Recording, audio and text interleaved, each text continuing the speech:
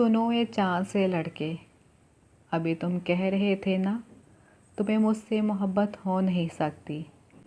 चलो माना ये सच है, मगर ए चाँद से लड़के, मुझे इतना बताओ तुम कि जब मौसम बदलते हैं, गुलों में रंग बढ़ते हैं, तो फिर क्यों मुस्तरब होकर, अकेलेपन से घबरा कर हवा को रास देते हो, मुझे आवाज़ देते हो।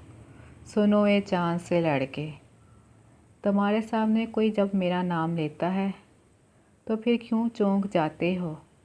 चलो माना तुम्हें मुझसे मोहब्बत हो नहीं सकती, मगर इतना समझ लो तुम, जहाँ चाहत नहीं होती वहाँ नफ़रत के होने का कोई इम्कान नहीं होता।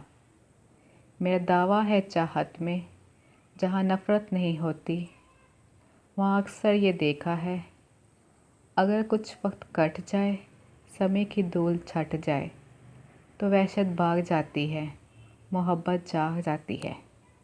सुनो ये चाँद से लड़के, अभी तुम कह रहे थे ना तुम्हें मुझसे मोहब्बत हो नहीं सकती।